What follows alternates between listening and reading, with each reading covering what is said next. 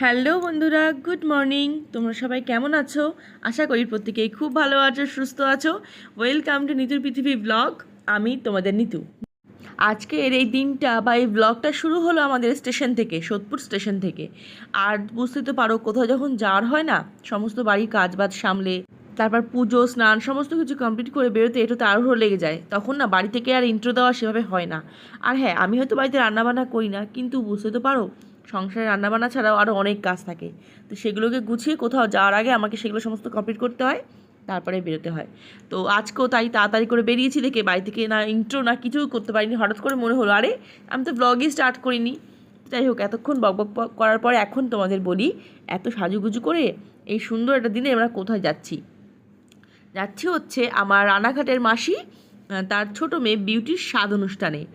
আর সঙ্গে আছে কে কে বলি, হাজব্যান্ড, বৌদি, দীপন, পান্তু আর আমার ভাই সজীব। ওরা আগামীকাল পরশুই চলে যাবে এখান থেকে বাংলাদেশের উদ্দেশ্যে। তো আর দু একদিনই আমাদের সঙ্গে আছে। আর তার মধ্যে এই নিমন্ত্রণটাও ছিল। তা মা বললো, এক কাজ কর, আমরা তো কেউ যাবো না, তুই ভাইকে নিয়ে যা সঙ্গে করে। সাধারণত মাসির বাড়ি করে নিমন্ত্রণ থাকলে মা বাবা অবশ্যই যায়, কিন্তু একটু তো গরম পড়েছে, ভালোই গরমকাল, আর আমার মায়ের না গরমটা প্রচণ্ড অসুবিধা করে। শরীর তো খারাপ থাকে প্রায় দিন, এর জন্য গরমটা সহ্য করতে পারে না আরও বেশি। ওই জন্য বললো, আমি থাকি, তোরা সবাই মিলে যা। এর জন্যে আমার হাজব্যান্ড, বৌদি সবাইকে নিয়ে আমরা এসেছি, ভাইও সঙ্গে আছে। আর এই দেখো, কথায় কথায় নেমে পড়লাম এখন পালপাড়াতে। এখানেই আমাদের বিউটির বিয়ে হয়েছে। বিউটি হচ্ছে আমার থেকে কয়েক মাসের বড়, কিন্তু দেখলে মনে হয় আমিই বড়। কিন্তু আমার মাসি বলে যে না, বিউটি তোর থেকে বড়, কয়েক মাসের আর কি। তো দিদি বলা যেতে পারে, ছোট বিউটির দির এখানেই বিয়ে হয়েছে আর কি। তো এখান থেকে ধরবো টোটো, তারপর চলে যাব সেখানে। তো চলো সঙ্গে থাকো, দেখা যাক ওখানে সবাই কে কে এসছে। জানি না এখনও কে কে এসছে। আমার দুই দিদি আসার কথা, মেজদি, আমার সুই দিদি, সবাই হয়তো এসে গেছে, ফোন করেছিল। আর মেশোরা কে কে এসছে আমি এখন জানি না, বড়দিও চলে এসছে। আর কয়েকদিন পর আরেকটা নিমন্ত্রণ আছে আমার বড়দির বাড়িতে। এদিকে দেখো টোটোতে উঠে পড়লাম, আর এদিকে আমার বরের ঘামতে ঘামতে অবস্থা খারাপ, প্রচণ্ড গরম পড়েছিল সেদিন। তাই একটুখানি মুখটা মুছিয়ে দিলাম টিস্যু দিয়ে। সেটাও দেখতে পাচ্ছি দীপন ক্যামেরায় শ্যুট করেছে। তো স্টেশন থেকে খুব বেশি দূর না আমাদের বিউটির বাড়ি, একদম কাছাকাছি। আর খুব সুন্দর একটা পরিবেশে, গাছপালায় ঘেরা একদম সুন্দর একটা বাড়িতে বিয়ে হয়েছে। তো এই দেখো, আমার ছুটি দিয়ে এখানে আলতা পরে দিচ্ছে আজকে ওকে। আজকে তো এরকম পরতে হয়, আলতা সিঁদুর সবই পরতে হয়। আর লাল টুকটুক শাড়ি পরে একদম খুব মিষ্টি লাগছে দেখতে আমাদের হবু মা, আমার মাসির ছোটো মেয়ে। আর তোমরা তো এর আগে একে অনেকবারই দেখেছো। আমার মাসির বাড়ি যতবারই গেছি ততবার তোমাদের সঙ্গে শেয়ার করেছি। আমার পুরনো অনেক ব্লগে আছে আমার মাসির বাড়ি, মাসির সমস্ত মেয়েরা, মানে আমার সব দিদিরা, দাদারা সবাই আছে আর কি। আর আজকে অনেকদিন পর আবার দেখা হলো, তাই তোমাদের সঙ্গে আজকেও শেয়ার করলাম। তো বুঝতেই তো পারো, নিজেদের মানুষ গেলেই অনেক সুন্দর গল্প আনন্দের সময়টা কাটে। আমাদেরও তাই, কথা কথা কী করে যে কয়েকটা ঘন্টা কেটে গেলো বুঝতেই পারলাম না। আর এখানে বসে এখন দেখো আমার মেজদি ছেলের সঙ্গে আমার বর জমিয়ে গল্প করছে। আর একটা কথা বলতেই হবে, জানো তো, আমার মেজদির দুই ছেলে মেয়ে, রিনাদির দুই ছেলে মেয়ে, আমাদের বাবু আর মনা, এত ব্রিলিয়ান্ট, মানে ভাবতে পারো স্কলারশিপ পেয়ে পড়াশোনা করে। মানে বিশাল, দুজনেই তুখোর ব্রেন আর কি। স্কুলে ফার্স্ট হয়, কলেজে সব থেকে হাইয়েস্ট রেজাল্ট, এইরকম। তো বলতেও আনন্দ লাগে, কি সুন্দর রেজাল্ট করে দুই ছেলে মেয়েই, একদম মানে গর্ব করার মতো। আমি তো শুনে কি যে খুশি। আমাদের রিম্পা আর আমাদের এই যে বাবু প্রদীপ, তো দুজনেই ভীষণ সুন্দর স্টুডেন্ট, মানে খুব ভালো। আর মা বাবার খুব বাধ্য, জানো তো। তো এই দেখো, এখানে বিউটি স্বাদ খেতে বসেই পড়লো। আর আমরাও তো বেরিয়ে যাবো, বেশি দেরি করবো না, এর জন্য আর তাড়াতাড়ি করছিলাম আর কি। ফার্স্ট ব্যাচেই খেতে বসে পড়েছিলাম। আবার বুঝতেই তো পারো, মায়ের শরীর খারাপ, তাই বাড়িতেও ফিরতে হবে। এখানে সবাই মিলে ওকে স্বাদের ওই খাবারটা দিয়েছে, ও এখানে বসে বসে এখন সেই খাবারটা খাচ্ছে।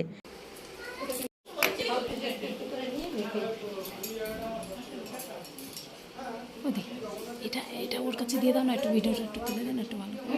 ওটার সাথে একসাথেই তোল, একসাথেই তোল, পাঠিয়ে দিবি। আচ্ছা আচ্ছা আচ্ছা আচ্ছা। তো এই দেখো, আমরা বসে পড়লাম এখন খাবার খেতে আর কি। আগেই বললাম ফার্স্ট বাজেই বসে পড়েছি, তারপর বাড়ি ফিরতে হবে। আর এই ওয়েদারটা এরকম, কখনো কখনো এমন বৃষ্টি নেমে পড়ে, কখনো কখনো বিশাল রোদ্দুর। তো ফেরার সময় এত বৃষ্টি পড়ছিল, সবাই ভিজতে ভিজতে এসেছি আর কি। কিন্তু খুব মজা হচ্ছে, একটা ছোটো একটা আউটিং, খুব সুন্দর একটা দিনের আনন্দ। খুব আনন্দ করে মজা করে আমরা কাটিয়েছি সময়টা। দেখো আমার দুই দিদি বসেছে এদিকে, ওদিকে উঁকি মারছে আমার পলাশ জাম্বু, মানে মেয়ে জাম্বু আর কি। এরাও বসেছে, এরাও বাড়ি থেকে চলে যাবে আর কি। আর আমরাও চলে যাব। আর তোমরা তো সবাই জানো আমার মেজদির বাড়ি সাজিরহাটে।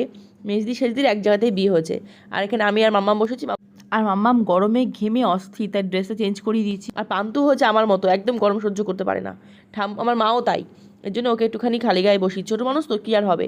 এদিকে ভাই আর দীপন বসেছে, ওদিকে আমরা সব বসেছি। আর এই দেখো খাবার টাবার খুব সুন্দর হয়েছিল, গরম গরম ভাত, একদম ফার্স্ট বেঁচে বসেছি তো একদম খাবার সব গরম গরম, ডাল, মাছের মাথা দেওয়া, তারপর চিপস, তরকারি, তারপরে পটল চিংড়ি, তারপরে মাছের কালিয়া, এইগুলো সমস্ত যেরকম হয় সাত বাড়িতে অনুষ্ঠান, মিষ্টি দই সব। আর এখন বেরিয়ে পড়ছে আমার মাসি আর শেষদির সঙ্গে কথা বলছিলাম একটু, সবার সঙ্গে কথা বলতে বলে দেখো বেরিয়ে পড়লাম, আমাদের ট্রেন টাইম প্রায় হয়ে গেছে, তাড়াতাড়ি করে বেরিয়ে পড়লাম।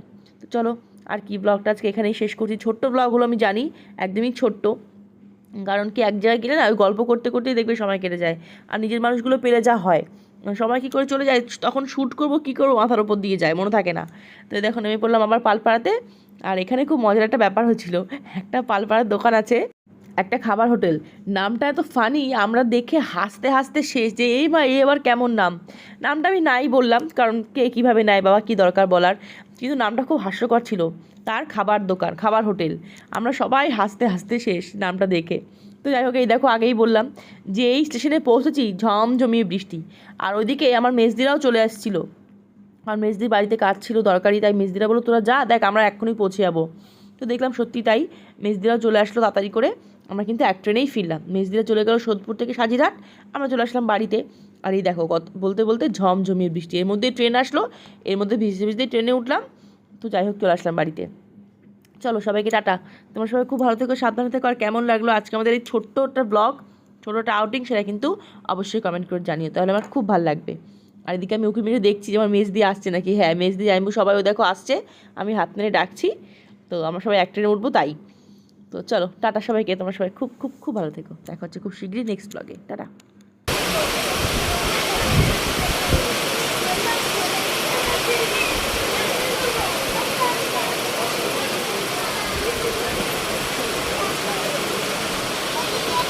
না বৃষ্টি ভিজে